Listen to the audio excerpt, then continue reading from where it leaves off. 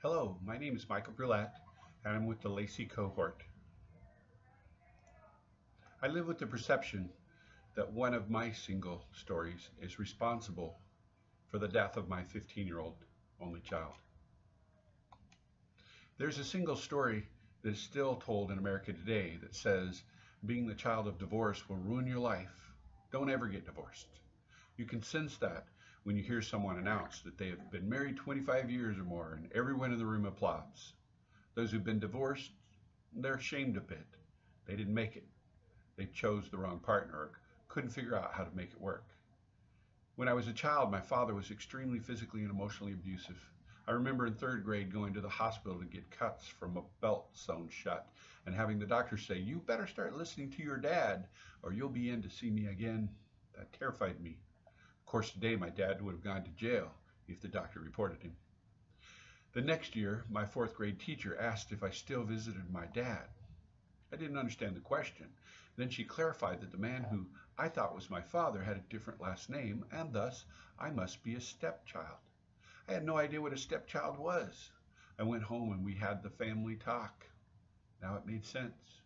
I got beat because he wasn't my real dad. He was my stepdad.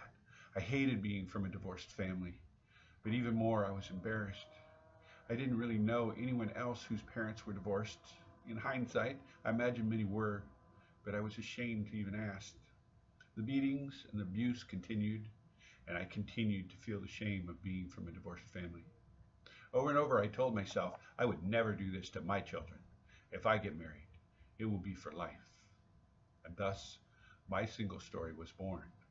All children from divorced families have a far more difficult life.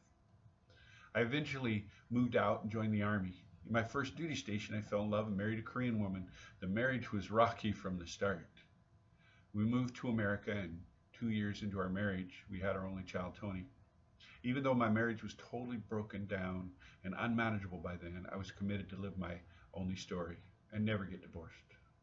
When my son was a year old, I came home to find him alone in the house in his crib on payday, the bank account empty, our only car gone, as was my wife.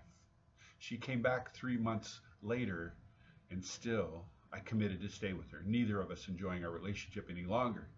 But I would not divorce and put my son through what I went through. When he was 8 years old, his mother took him to Korea for the summer. It was 4 years later that we found out he had cancer in all 4 quadrants of his liver, most likely caused from hepatitis B that he probably got while he was in Korea. He went down to California from Washington State for a liver transplant. After it was over, he came back, but his mother did not. She had left us again. After the transplant, 3 lung tumor extractions, 2 brain tumor extractions, maximum radiation, and 18 rounds of chemotherapy, he passed away at the age of 15. His mom came back for the final couple of months, and we didn't let her back in the house. Yes, we divorced a few months after his death. Had I not been bound by my single story and divorced her after she abandoned her baby alone in the house when he was just a year old, he would never have gotten cancer. Probably he'd be a father today.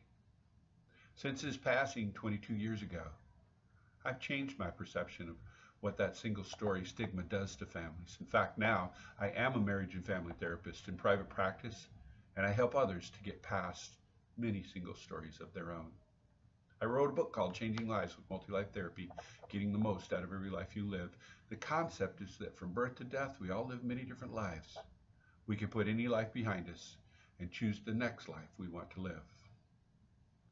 The legacy of Tony is that I'm now able to help many others not repeat the mistakes I made. We're not bound by any single life story.